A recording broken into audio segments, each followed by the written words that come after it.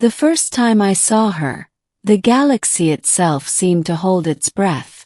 The ship hovered silently in orbit, angular and dark against the pale blue of my home planet. I had never seen anything so vast, so commanding, so terrifying. And yet, when she stepped onto the landing platform, the entire room seemed to shrink around her presence. Queen Selara of the Zyran Dominion, the galaxy's most feared ruler, whispered about in every starport from the outer rim to the core worlds. She was a woman who made planets tremble at her name, who bent entire fleets with a glance, who turned allies into enemies with nothing more than a carefully spoken sentence. And now she was standing before me, in my modest little observatory on Veridion Prime, offering everything. And blinked. "I've been watching you," she said. Her voice was silk and steel, a melody that could soothe or shatter. Not the way people watch heroes or soldiers. "I've been watching you because you see the universe differently. You imagine things others refuse to even notice." I swallowed hard, trying to steady my racing heart. "Why me?" Selara smiled, a small curl of her lips that didn't reach the icy fire in her eyes. "Because you're the one who could change everything. And because I am willing to give you the galaxy, if you choose to take it." I laughed nervously, though it was hollow. "The galaxy? That's impossible." She stepped closer, her boots clicking against the metal floor. Each step seemed to carry the weight of 1,000 worlds. Impossible is a word for those who are unwilling. I've conquered 10 sectors. I've toppled governments. I've survived assassinations, rebellions, betrayals. Every obstacle the universe could throw at me. You are still holding back. And I intend to show you why that is a mistake. Her eyes burned into mine, and suddenly I realized the enormity of her power. This was not a woman who would negotiate. This was a storm, and I was standing at the center of it. I'm not. I began, but she cut me off with a gesture so subtle it might have gone unnoticed if I weren't watching her every movement. "Shoo!" Her hand lifted slightly. "Don't speak yet. Let me show you." In a blink, the walls of the observatory vanished. We were no longer on Veridion Prime, but floating through the void aboard her flagship. The stars stretched endlessly around us, a river of light and darkness. I realized with a start that the ship itself seemed alive, humming softly beneath our feet, as if it were attuned to her will. "I've built empires," she said, her voice echoing in the endless silence of space. "And I've destroyed them. And yet, all of that is meaningless unless someone like you can see what I see. I can offer you ships, fleets, planets. I can offer you knowledge, power, influence.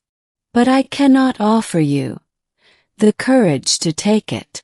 That you must find within yourself." I tried to speak, tried to respond, but my throat felt clogged with disbelief. The sheer scale of her offer was suffocating. Yet beneath it, I felt a pull, a stirring of something long dormant inside me. A sense that my life, my small, quiet existence on a backwater planet, had been a preparation for this moment.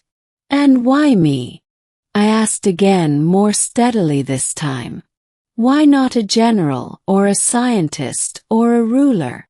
"Because," Selara said, her gaze softening ever so slightly, "you dream. And the galaxy needs dreamers as much as it needs conquerors." I wanted to argue. I wanted to tell her I was just a historian, a collector of old stories and forgotten knowledge. But the words never came. Instead, I felt an unspoken truth settle in my chest.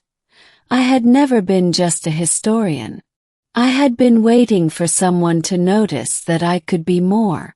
She stepped even closer, so close that I could feel the warmth radiating from her presence. "There is only one condition," she said. "You must come with me. Not tomorrow, not next week. The galaxy will not wait for indecision. If you hesitate, you will lose this chance forever." I swallowed hard. My mind raced. What about my life here? My work? The small comforts of home? And yet, the pull of the unknown was irresistible. The chance to be more than I had ever dared imagine was alive before me. My voice faltered. Selara smiled, a flash of triumph in her eyes. "Good. That is all the answer I need." Before I could protest further, she extended her hand. I hesitated for a heartbeat, just long enough to feel the weight of destiny pressing down on me, and then I took it. The instant our hands met, a surge of energy coursed through me. I felt every star, every planet, every whisper of life across the galaxy pulse in rhythm with my heartbeat. Selara's power was intoxicating, overwhelming, yet it did not consume me. Instead, it opened something within me that I had never known existed. Potential. For days we traveled the galaxy together. I watched her command fleets with a thought, negotiate with entire governments with a word, and shape events with a subtle gesture. And yet she never forced me to act. Instead, she guided, taught, and pushed me to see possibilities that were invisible to everyone else. I realized then that this was not merely an offer of power. It was an education, transformation. Selara was not just offering me everything because she could. She was offering me the chance to become everything I had the potential to be. But power comes with choices, and choices come with consequences. One night, as we hovered over a newly subdued system, I finally dared to ask the question that had haunted me from the start. "What do you want from me?" Selara regarded me silently for a long moment. Then she said, "I want a partner. Someone who sees the universe not as it is, but as it could be. Someone who is not afraid to take risks, to make mistakes, to wield power responsibly. I want someone who will stand beside me, not behind me, not beneath me, but beside me. Do you understand?" I nodded slowly. I understood more than she realized. The galaxy was hers to command. But together we could reshape it. Months passed.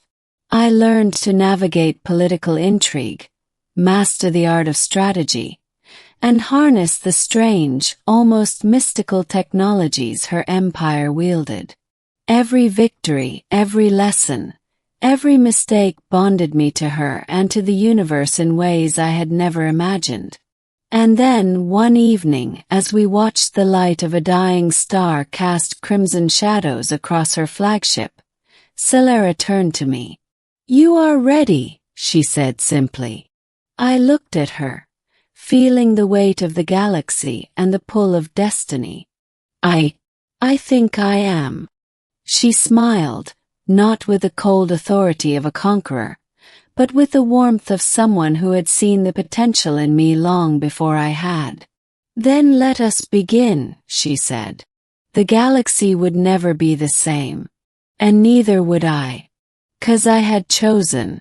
I had stepped forward when the universe demanded courage, and in doing so, I had embraced a life larger than any I could have imagined. And standing beside me always was the most feared and most extraordinary queen the galaxy had ever known. And together, We would offer the universe a new order, one forged not from fear, but from vision, partnership, and unshakable resolve.